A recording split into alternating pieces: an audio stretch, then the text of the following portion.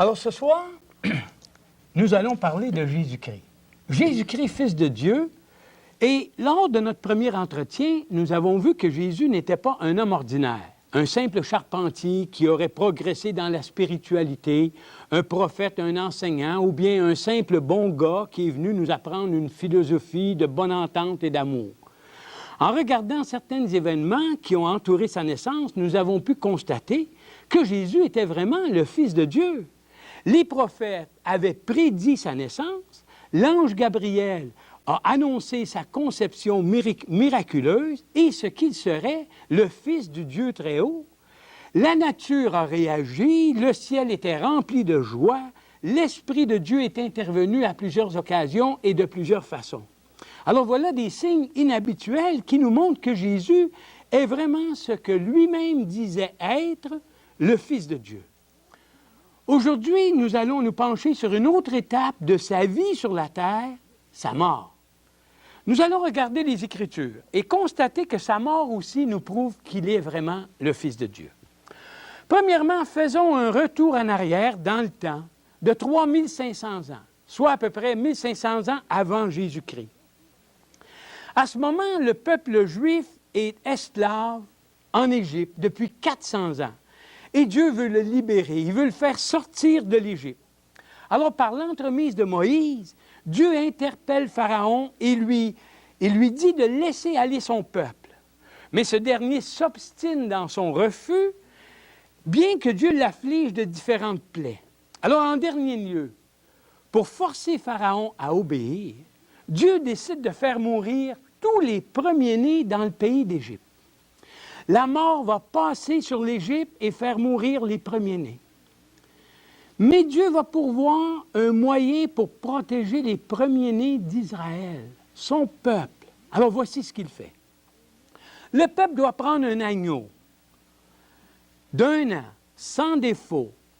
Ils doivent lui trancher la gorge et ils doivent prendre le sang et le mettre sur les poteaux de la porte et sur le linteau de la porte.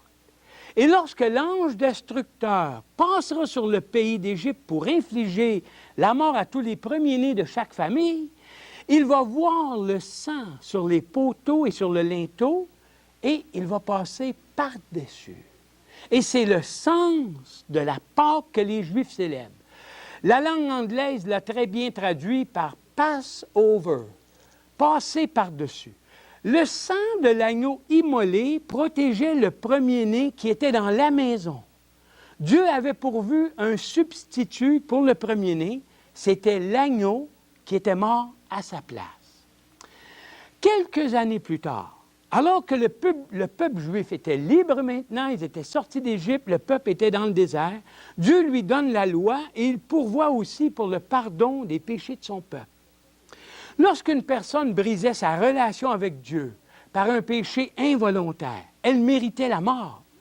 Mais Dieu pourvoit un moyen pour que cette personne puisse continuer à vivre et demeurer en relation avec lui. Elle devait offrir, elle aussi, un sacrifice, un agneau sans défaut. Elle sacrifiait l'agneau sur l'autel et elle plaçait ses mains sur la tête de l'agneau. Autrement dit, elle s'associait à l'animal dont le sang était répandu. Son péché lui méritait la mort, mais c'était l'agneau qui mourait à sa place. L'agneau était son substitut. De cette façon, Dieu pourvoyait un moyen de salut temporaire jusqu'au moment où lui-même pourvoirait le vrai substitut qui mourrait pour les péchés de tous les hommes. Avançons maintenant encore dans le temps, jusqu'à environ 700 ans avant la naissance de Jésus. À ce moment, le prophète Ésaïe vit en Israël et il parle d'un serviteur de Dieu qui viendra dans le futur. Alors, je vous lis quelques extraits de ce qu'il dit de ce serviteur. « Or, il supportait les maladies qui auraient dû nous atteindre. Il subissait la souffrance que nous méritions. Mais nous pensions que c'était Dieu qui le punissait ainsi, qu'il frappait, qu'il l'humiliait. Pourtant, il n'était blessé que du fait de nos fautes.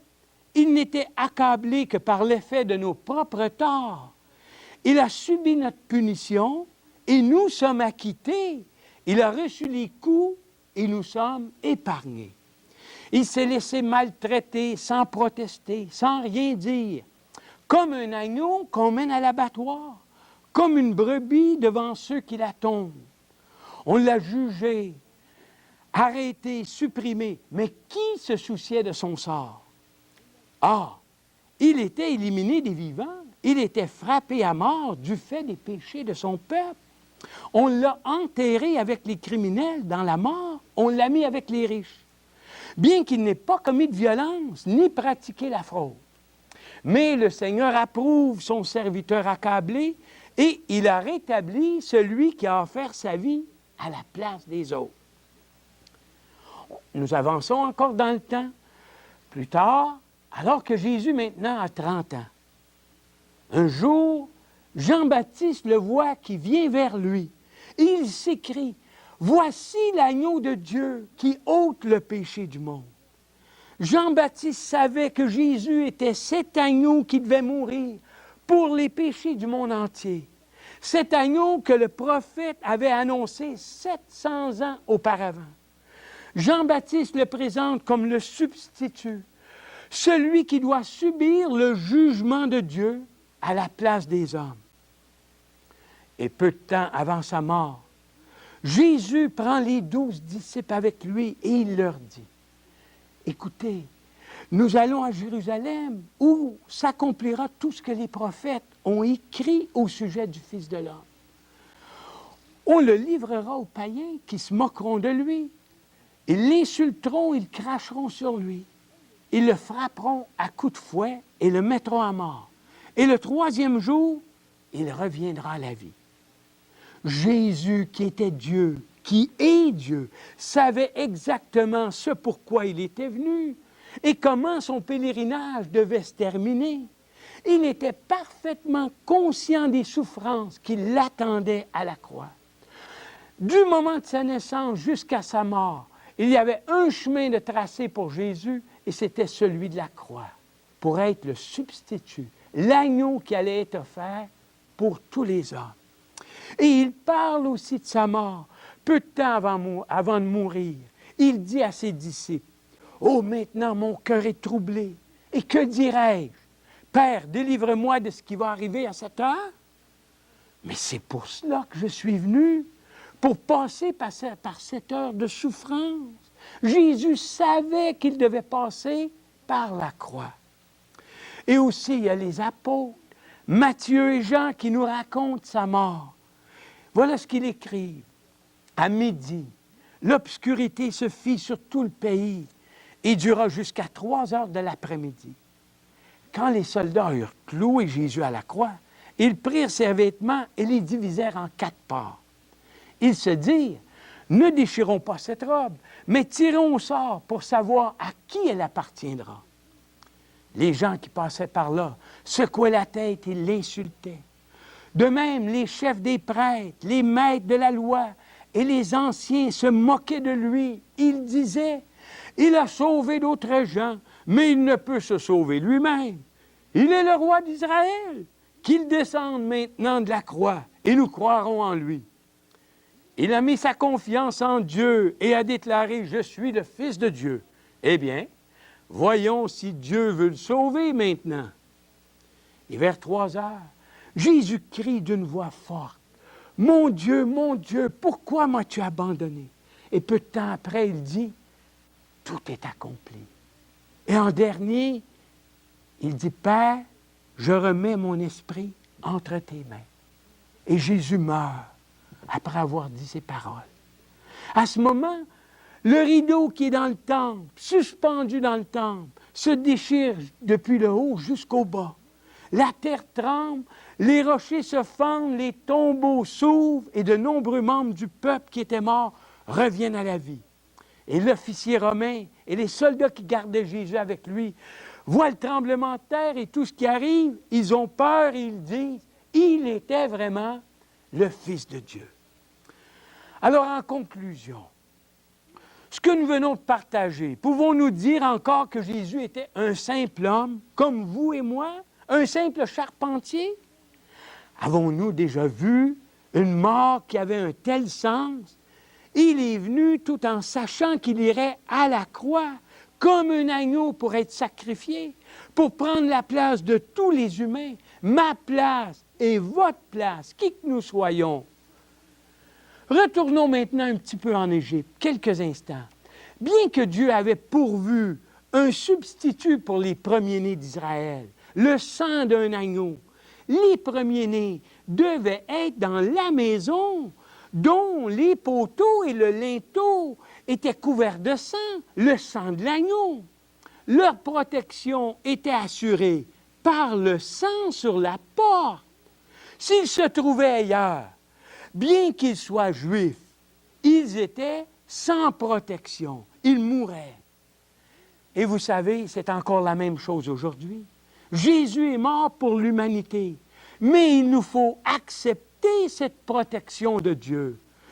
Pour bénéficier de la grâce de Dieu, il faut nous placer sous la protection du sang de Jésus, notre substitut.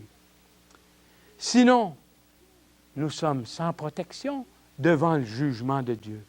Et nous subirons sa colère pour avoir méprisé sa grâce.